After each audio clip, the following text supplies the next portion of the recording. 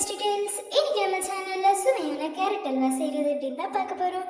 இது நம்ம வீட்டில் சின்னவங்க வந்து பெரியவங்க வரைக்கும் விரும்பி சாப்பிடுவாங்க. இதுக்கு தேவையான பொருள் 1 கப் கேரட் எடுத்திருக்கேன். 3 to 4 கேரட் சீவி எடுத்திருக்கேன். அடுத்து 1 கப் சுகர், அடுத்து முந்திரி எடுத்திருக்கேன், அடுத்து 3 டேபிள் ஸ்பூன் ஆஃப் கீ எடுத்திருக்கேன், அடுத்து 1 கப் வந்து பால் எடுத்திருக்கேன். நீங்கள் இதை ஹீட் பண்ணி கூட ஆட் பண்ணிக்கலாம்.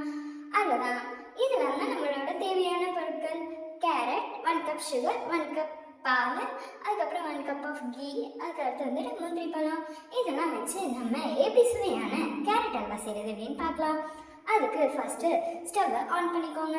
ஆன் பண்ணிட்டு நம்ம கடாயை வச்சுக்கலாம்.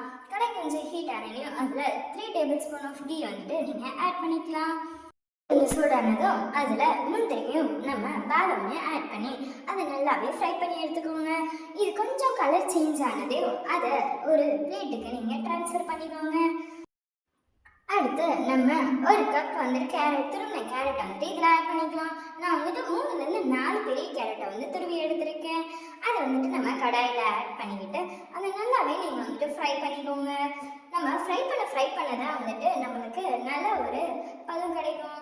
அது நல்லா ஃப்ரை ஆகி லைட்டாக கலர் சேஞ்ச் ஆனதும் நம்ம 1 கப் ஆஃப் சுகர் வந்துட்டு நம்ம அது கூட ஆட் பண்ணிக்கலாம். ஆட் பண்ணிவிட்டு அதையும் வந்துட்டு நீங்கள் நல்லாவே மிக்ஸ் பண்ணி எடுத்துக்கோங்க. நான் 1 கப் எடுத்திருக்கேன். உங்களுக்கு எவ்வளோ சுகர் தேவைப்படுதோ நீங்கள் அதை ஆட் பண்ணிக்கலாம். அதை நீங்கள் நல்லா பண்ணி விட்டுருங்க. நம்ம எவ்வளோ மிக்ஸ் பண்ணுறோமோ அந்த அளவுக்கு நம்மளுக்கு வந்துட்டு அந்த சுகர் வந்து கேரமலைஸ் ஆகி நம்மளுக்கு கேரட்டோட கலர் வந்துட்டு நம்மளுக்கு நல்லாவே கலர் சேஞ்ச் ஆகுறது தெரியும். நீங்கள் விடாமல் இன்னும் கொஞ்சம் நல்லா மிக்ஸ் பண்ணி விட்டுட்டே இருங்க. நம்ம 1 கப் பால் வந்துட்டு நம்ம ஆட் பண்ணிக்கலாம். அதையும் நீங்கள் நல்லா மிக்ஸ் பண்ணி விட்டுட்டு இருங்க.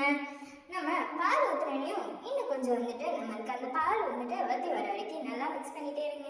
நம்மளுக்கு இந்த மாதிரி ஒரு கெட்டியான பதம் கிடச்சியும் நம்ம கூட வந்துட்டு 1 ஸ்பூன் கீ ஆட் பண்ணிட்டு இன்னும் கொஞ்சம் விடாமல் நம்ம மிக்ஸ் பண்ணிகிட்டே இருந்தால் நம்மளுக்கு சுவையான கேரட் அல்வா ரெடி ஆகிடும். இது கூட நம்ம முந்திரியையும் பாதாமையும் ஆட் பண்ணிட்டா அவ்வளோதான். நம்ம சுவையான கேரட் அல்வா ரெடி. எப்படி இருந்துச்சுன்னு ட்ரை பண்ணி சொல்லுங்க.